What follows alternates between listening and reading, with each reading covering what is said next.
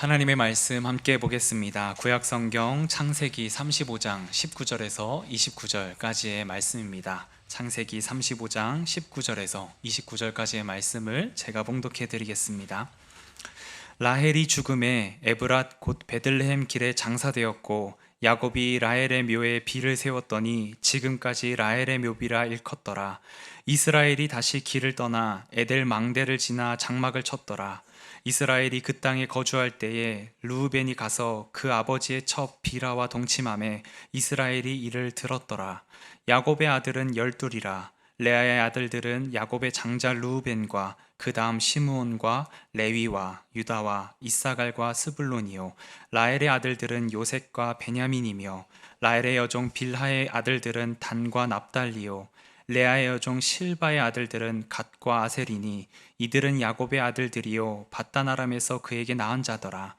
야곱이 기럇 아르바의 마므레로 가서 그의 아버지 이삭에게 이르렀으니 기럇 아르바는 곧 아브라함과 이삭이 거류하던 헤브론이더라. 이삭의 나이가 180세라. 이삭이 나이가 많고 늙어 기운이 다함에 죽어 자기 열조에게로 돌아가니 그의 아들 에서와 야곱이 그를 장사하였더라. 아멘. 오늘은 야곱의 세움행전 20번째 시간으로 헤브론에 이르러 라는 제목으로 함께 말씀을 나누고자 합니다. 지난 2020년에 출간된 책 가운데 한동안 기업인들에게 필독서로 읽혔던 책이 있었습니다. 미국의 마우로 기엔 교수가 쓴 2030 축의 전환이라고 하는 책입니다. 이 책에서는 향후 10년 후에는, 그러니까 2020년에 기록되었으니까 2030년에는 지금껏 세상이 움직여 왔던 축과는 전혀 다른 축으로 세상이 움직여질 것이다 라고 하는 의도로 이제 기록이 된 책인데요. 이러한 축의 전환이 일어나는 곳을 8가지로 크게 이제 구분해서 언급하며 이 축의 전환에 대비해야 살아남을 수 있다 라는 어떤 그런 의도로 이 책을 기록했습니다. 이러한 축의 전환에 대한 이야기가 나왔을 때 가장 예민하게 움직인 곳이 기업인들이었습니다. 왜냐하면 기업은 세상의 변화를 제대로 읽고 변하지 않으면 그 기업이 생존할 수 없기 때문입니다. 세상이 어떠한 변화, 축이 어떻게 전환되는지를 읽고 그것을 미리 당겨서 준비하지 않으면 그 변화에 발맞추어 나갈 수 없고 도태되기 때문입니다. 이 책에서 말하는 8가지 중에 하나의 그 축의 전환은 인구 변화에서 오는 소비 시장의 변화를 이야기합니다. 앞으로 향후 10년 후에는 젊은 세대, 그러니까 밀레니얼 시대가 소비 시장의 중심을 이루는 것이 아니라 60대 이상 되는 실버 시대가 소비의 중심축을 이루게 될 것이다 라고 이야기합니다. 그래서 그 모든 이제 소비 시장의 중심축을 60대 이상의 그 니즈에 맞추어서 전체적으로 축의 전환을 변화시켜야 된다라고 이제 이야기합니다. 실제적으로 이제 이런 이야기를 듣고 회사에서 그들에게 중심을 맞추어서 조금씩 이제 전환을 이루어간 기업들이 여러 군데 있다라는 이야기도 이제 같이 언급하고 있습니다. 그런데 이러한 축의 전환은 새로운 시대를 맞이하는 기업인들에게만 필요한 것은 아닙니다. 이 땅에서 하나님의 나라를 살아가는 성도들에게도 반드시 필요한 것이 있는데 그것은 자기가 가지고 있는 삶의 중심축을 전환하는 것입니다. 지금까지 내 중심으로 살아왔던 자기 중심성에서 벗어나 하나님 중심성으로 이 축의 전환을 이루어내지 않으면 우리의 신앙은 그 안에 갇힌 신앙이 되고 하나님의 나라를 경험하지 못한 나만의 신앙에 머물게 되기 때문입니다. 하나님의 나라는 우리가 열심히 살아가고 애쓴다라고 해서 이루어지는 것이 아니고요. 이미 하나님의 말씀 가운데 예수 그리스도가 오심으로 인하여 이 땅에 임한 하나님의 나라를 오늘 이 땅의 삶으로 끌어다녀서 살아낼 때 그 자리가 하나님의 나라가 됩니다. 그런데 그 하나님의 나라를 이 땅으로 지금 나의 현실로 끌어다니기 위해서 필요한 것이 있다면 내 중심축이 나가 아니라 하나님의 중심축이 될 때 그 하나님의 나라의 삶을 이 땅에서 살아낼 수 있다라는 겁니다. 그 자리에서 우리는 하나님을 사랑할 수 있게 되고요. 우리 주변에 허락해 주신 한 사람들을 향하여 사랑의 삶을 살아갈 수 있게 됩니다. 우리가 지금까지 살펴보았던 야곱의 세움행전을 보면 야곱의 삶의 중심축을 조금씩 하나님 쪽으로 옮기는 그 세움행전, 그 축의 전환 행전이 그 안에 담겨져 있습니다. 야곱이 과거에는 하나님이 나의 편이 되어주길 바라며 하나님을 인정하는 삶이었다면 이제는 내가 하나님 편에 서서 하나님 중심으로 돌아가는 이스라엘의 삶이 되겠습니다 라고 고백하는 그 자리까지 하나님은 야곱을 이스라엘로 바꾸어가며 인도해 주셨습니다. 야곱이 인생에서 이러한 삶의 중심축이 변화된 것을 보여주는 사건은 지난주에 우리가 함께 살펴본 라헬의 아들의 이름을 바꾸어 준 사건입니다. 그러니까 야곱이 라헬을 통해서 마지막에 이제 막내를 낳게 되는데요. 12번째 아들을 낳게 되는데 라헬이 난산 가운데 아들을 낳습니다. 그래서 그 아들을 낳고 난 후에 라헬이 이제 자기는 죽게 되었으니 이 아들은 슬픔 가운데 자라날 것이다 라고 생각하며 그 아이의 이름을 베노니라고 이름을 짓게 됩니다. 옆에서 그것을 지켜보던 야곱이 이 아들은 슬픔의 아들이 아니다. 하나님께서 붙들고 하나님께서 의로운 아들로, 하나님께서 행복한 아들로 이 아이를 양육하고 지켜주실 것이다 고백하며 그 이름을 베냐민이라고 부르게 됩니다. 그러니까 야곱이 세상적인 시각에서 바라본 것이 아니고요, 하나님께서 이 아들을 통해서 주신 약속의 말씀, 하나님의 비전, 하나님의 그 크신 계획을 끌어다녀서 이 아이의 인생은 하나님이 책임져 주실 것이다 라고 고백하며 베냐민이라고 불렀던 것입니다. 그러니까 야곱의 인생의 중심축이 하나님 축으로 바뀌어 갈 때 이루어진 사건 가운데 하나입니다.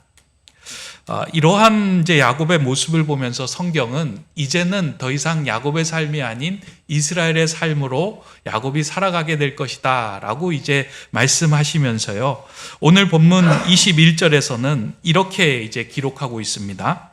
이스라엘이 다시 길을 떠나 에델 망대를 지나 장막을 쳤더라. 그냥 우리는 이제 야곱이 또 길을 떠났구나 라고 이것을 볼 수도 있겠지만 주목할 수 있는 것은 이스라엘이 다시 길을 떠났다. 지금까지 하나님께서 야곱을 부를 때 이스라엘이라고 호칭한 것이 없습니다. 이제는 이스라엘이 다시 길을 떠났다라고 언급하고 있다는 것입니다.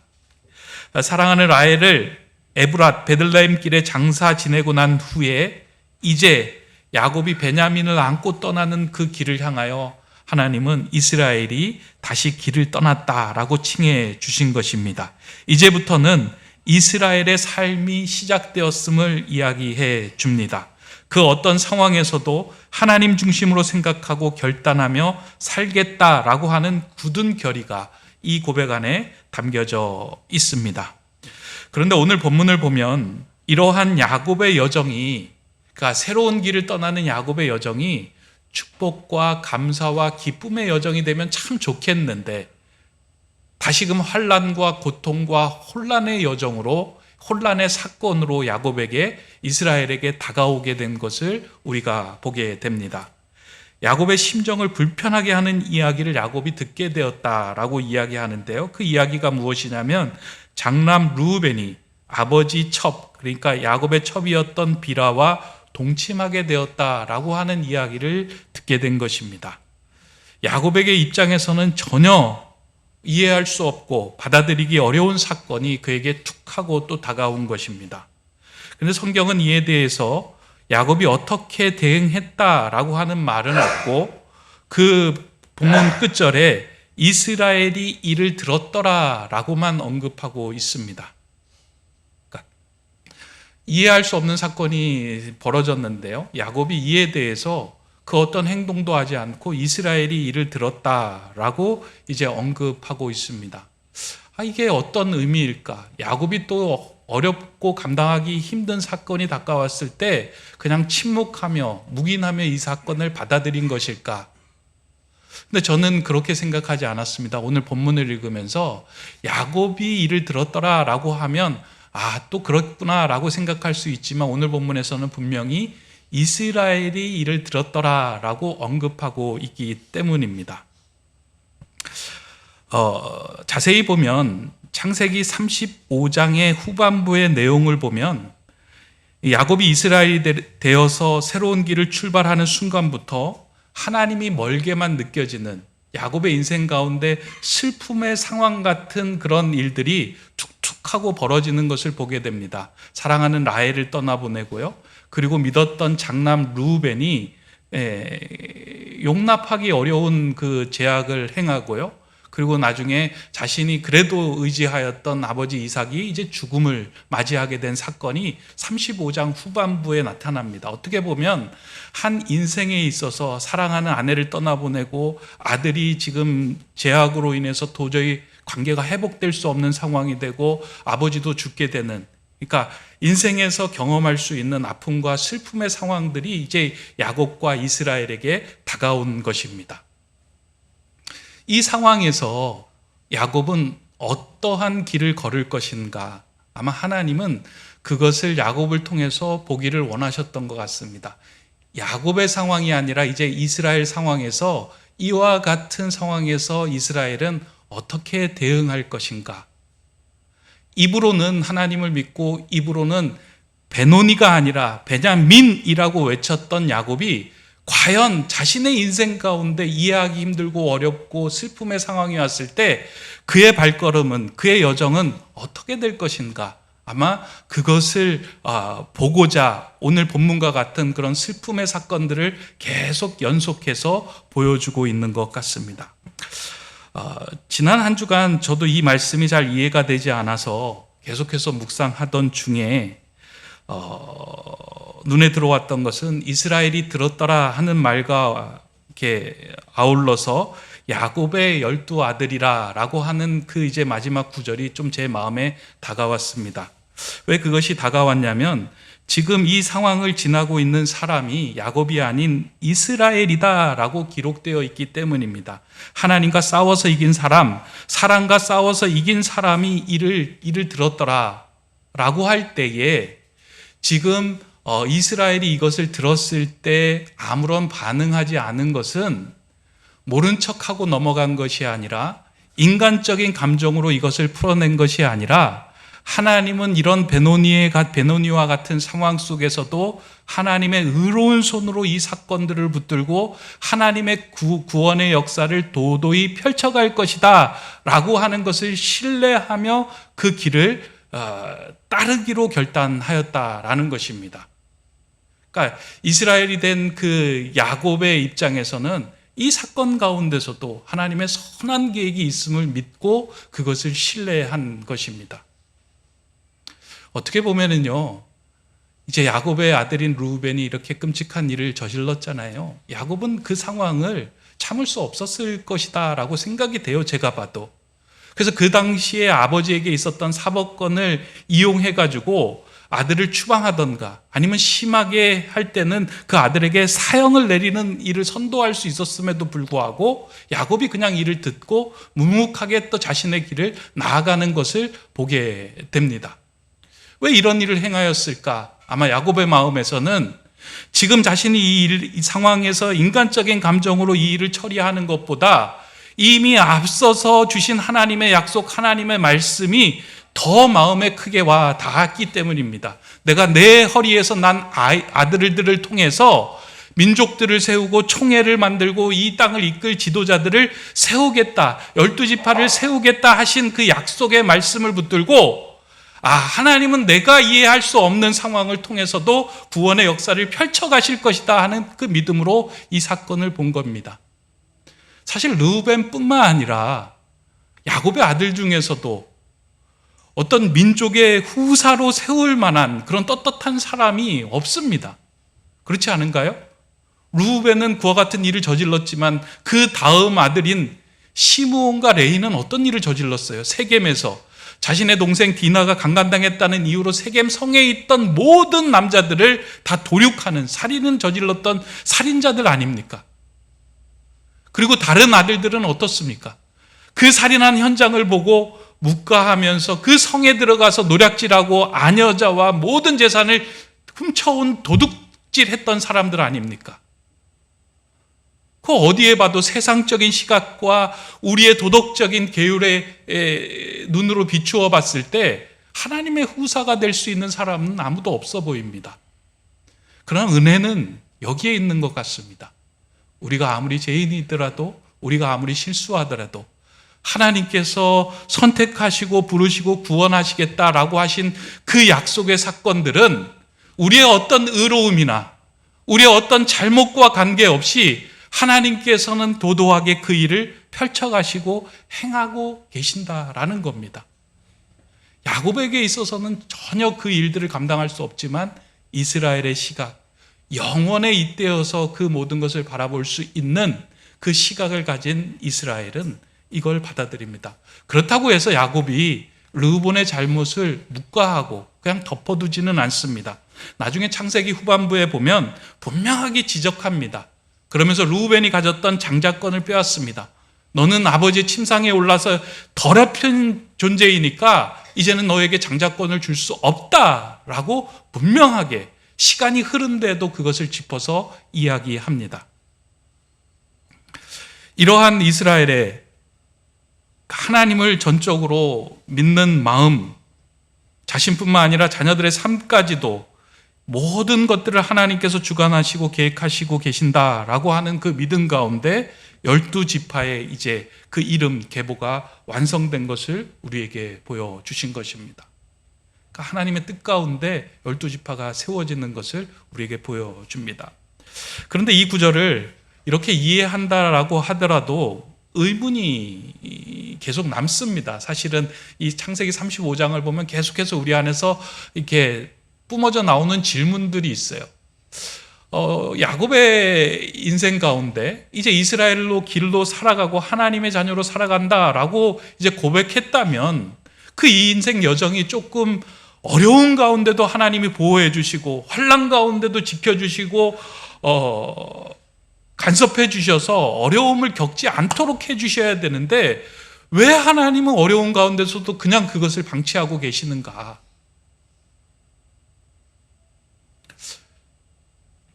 라헬이 난산하게 될 때 하나님을 믿는 남편이라면 하나님께 간구하지 않았겠습니까? 하나님, 내 아내 지금 너무 힘듭니다. 지금 아이를 낳는데 이렇게 어렵게 돼서 아이도 죽고 아내도 죽고 모두 다 죽게 되었습니다. 하나님 능력의 손으로, 치료하는 손으로 하나님 만져주셔서 회복해 하여 주시옵소서. 간구하지 않았겠습니까?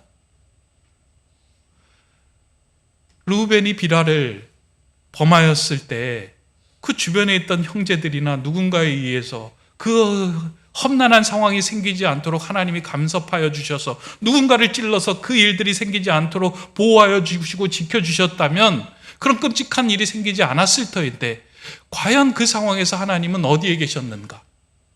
왜 이스라엘 삶에도 나는 하나님으로 중심축으로 옮겼다라고 이야기하고 생각하는 그 상황 속에서도 하나님은 그 상황을 간섭하지 않고 어디에 계시는가?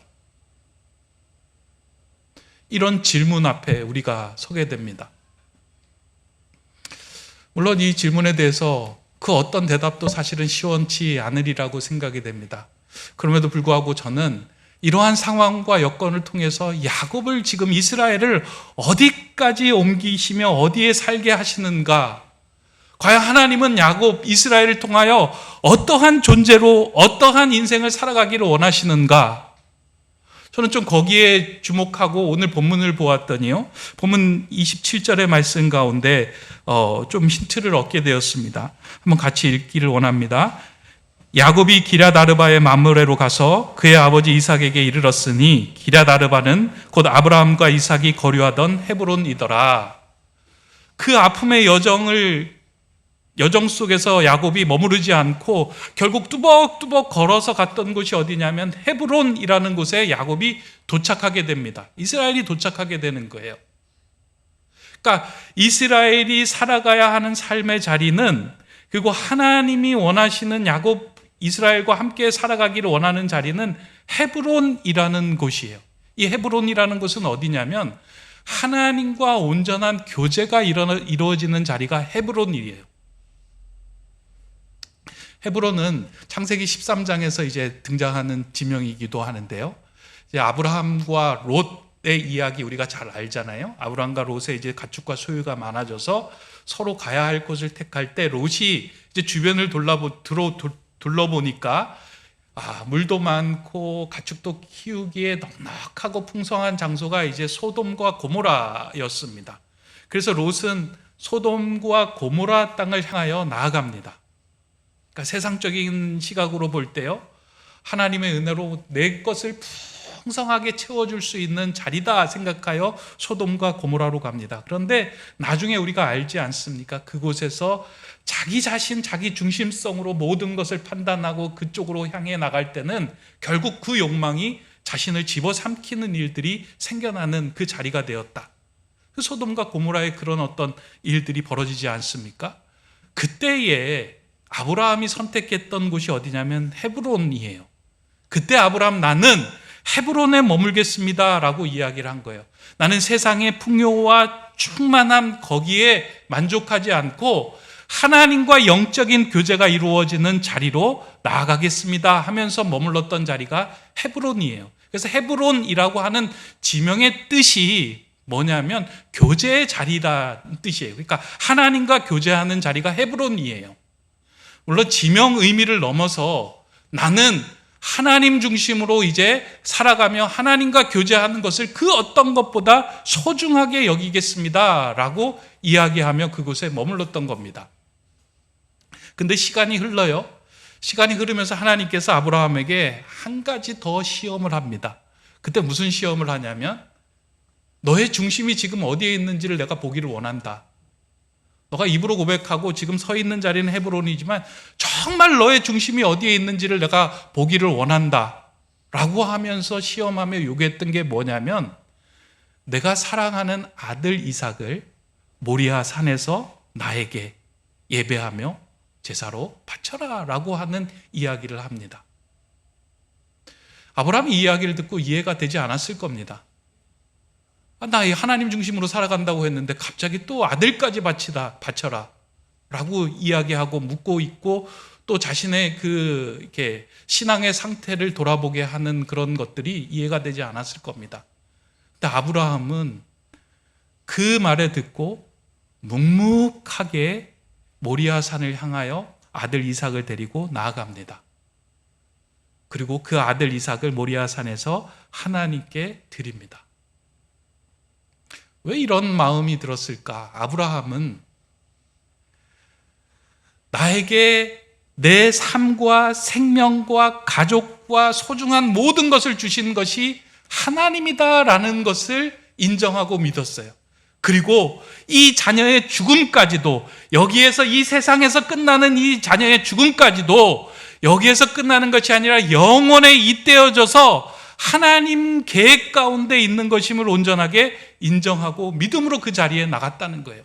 그러니까 단지 이 땅의 시각에 머물렀던 것이 아니라 하나님의 영원한 계획 속에서 마치 야곱이 베델에서 하늘과 땅을 이어지는 사닥다리를 보면서 하나님이 거기에 계시는구나 라고 한 것을 보면서 이 땅과 영원을 잇는 삶으로 나아갔던 것처럼 그 삶의 자리로 아브라함은 나갔습니다.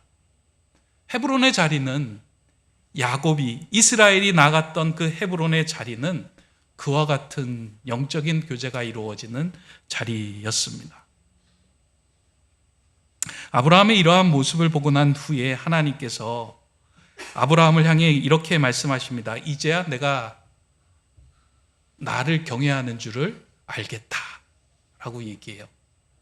이제야 내 중심축이 자기 중심성에 갖추어서 나를 통해서 너의 복과 너의 모든 소유와 너가 가지고 원하는 것들을 이루고자 하는 대상이 아니라 그 모든 대상까지도 나를 만나고자 하는 연결로 이해하는 것을 내가 인정한다.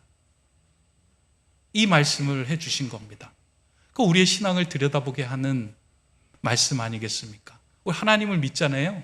우리도 하나님을 믿는데 처음에 하나님을 믿을 때는 하나님을 통해서 내가 원하는 것들을 얻기를 이렇게 원하고 하나님께 나왔잖아요. 근데 하나님 거기에 머무르는 인생이 아니라 하나님과 영원한 교제의 자리로 우리가 나아가기를 원하고 계신다는 거예요.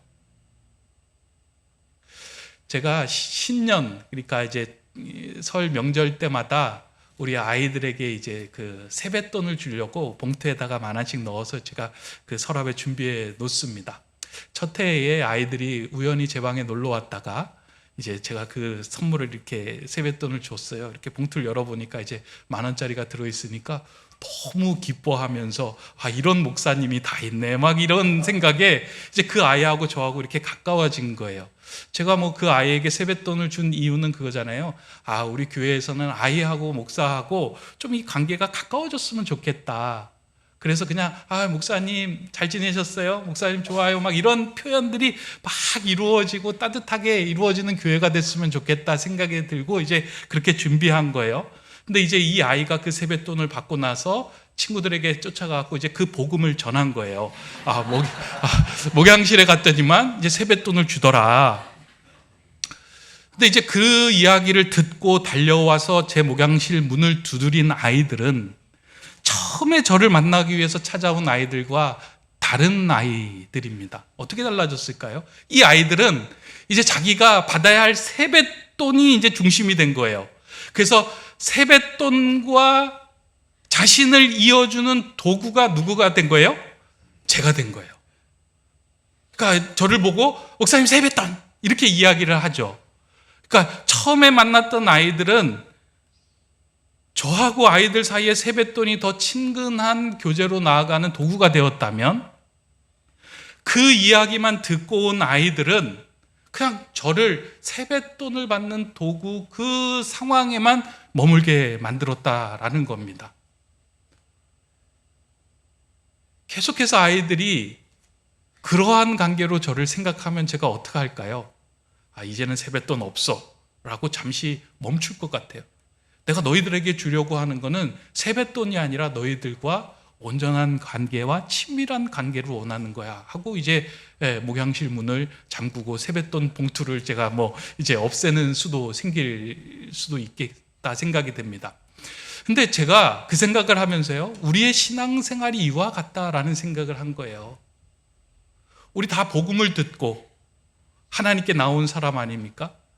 하나님 우리에게 복 주시고 은혜 주시고 우리의 삶을 평안케 하시는 분이다라고 하며 하나님께 나와 믿음 생활하고 있지 않습니까? 그런데 우리의 믿음 생활이요, 계속 거기에만 머물러 있는 거예요. 그 시간이 오래되다 보니까 내 삶에 채워지는 것이 없을 때 그 중간에 도구로 들어간 하나님에 대한 원망과 하나님에 대한 불편한 마음들이 우리에게 있는 거예요.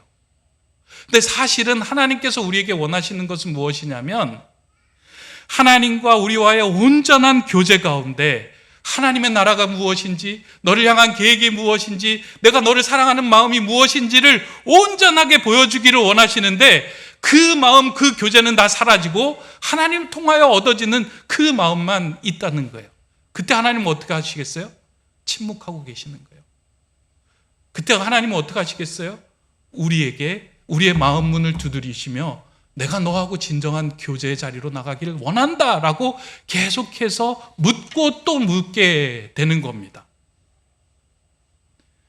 야곱은 그 물음의 현장에서, 베노니와 같은 현장에서 하나님을 신뢰하며 하나님을 의지하며 내 아내의 죽음, 내 아들의 실수, 이와 같은 모든 상황도 하나님의 은혜 가운데 있음을 인정하고 기억하며 한 걸음 한 걸음 내딛어 도착한 곳이 헤브론이었습니다. 그 헤브론은 하나님과 영적인 교제가 이루어지는 일상의 자리예요. 하나님이 이스라엘이 살기를 원하시는 자리가 어디냐면 이 헤브론이에요.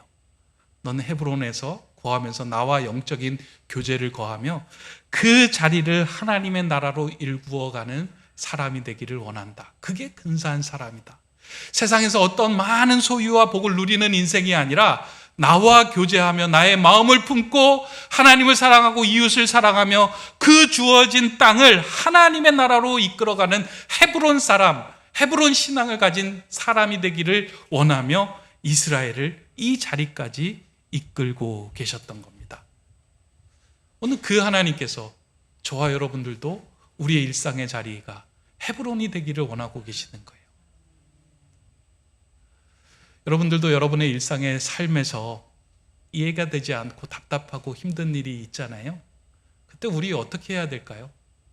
물론 하나님에 대한 원망도 있고 불편한 마음도 있고 왜 내가 하나님 중심으로 열심히 살아가려고만 하면 이런 일이 생기냐라고 하는 그런 불편도 있겠지만 사실 하나님은 우리를 통하여 하나님의 크신 계획들을, 하나님의 온전한 약속의 말씀들을 계속해서 이루어 가시며 펼쳐 가시기를 원하고 계세요. 근데 그 일들이 어떤 상황에서 벌어지느냐? 영원한 교제 가운데 우리에게 보여주기를 원하고 계시는 거예요. 그래서 일상의 삶의 자리에서 하나님 그걸 보기를 원합니다. 내 삶의 자리가 헤브론 되기를 원합니다. 고백하며 하나님과의 영적인 교제를 나눌 때 하나님께서 원하시는 이스라엘 삶이 우리에게 이루어지는 거예요. 여러분, 여러분들의 자리가 헤브론의 자리가 되었으면 좋겠어요. 그 헤브론의 자리는 어떻게 만드는 걸까요? 이미 우리가 성경을 통해서 하나님께서 말씀을 통하여 우리에게 보여주셨어요. 예수님의 삶을 통해서 보여주셨어요. 하나님을 사랑하고 이웃을 사랑하고 내게 주어진 하루 한 시간을 소중하게 하나님께 드리는 예물로 살아가는 그 삶이 내 삶의 자리를 헤브론 되게 만드는 자리예요. 여러분, 하나님도 사랑하시기 바랍니다. 여러분에게 주신 이웃의 사람들을 더 사랑하시기 바랍니다. 내게 주신 일상에서 하나님 중심축으로 살아가는 그 삶을 살아갈 때 하나님은 여러분들을 향하여 근사한 사람이다, 내 이스라엘이다 라고 말하실 겁니다. 이제 오늘 말씀을 마지막으로 이제 야곱의 세움행전은 마치려고 해요. 근데 야곱의 세움행전은 마치지만 여러분들의 세움행전은 계속 진행돼야 합니다. 여러분들이 삶에 거하는 자리가 헤브론이 되어야 됩니다. 하나님과의 영적인 온전한 교제가 일어나며 내 중심축으로 계속해서 하나님을 이용하여 뭔가를 얻었던 자리에서 하나님의 선한 계획과 뜻에 맞추어서 내 삶의 모든 것들을 하나님의 선한 계획 가운데 있음을 인정하며 계속 걸어가는 거예요. 그러면 우리 인생을 하나님은 헤브론에서 복되다 말씀하실 겁니다. 그런 행복한 근사한 사람들이 되시기를 주님의 이름으로 축원합니다. 기도하겠습니다. 사랑의 하나님, 세상의 복을 추구하는 세겜에 머물러 있는 인생이 아니라 하나님과의 온전한 교제를 중시하는 헤브론 사람이 되게 하여 주셔서 감사합니다. 오늘 예배하는 우리들의 삶이 세겜에서 헤브론으로 삶의 중심축이 옮겨지게 하여 주시고 일상에서 하나님을 사랑하고 이웃을 사랑함으로 하나님 나라를 당겨 오늘을 하나님의 나라로 만들어가는 근사한 하나님의 이스라엘이 다 되게 하여 주시옵소서. 구원자 되시고 생명 되시며 길이신 예수 그리스도의 이름으로 기도드립니다. 아멘.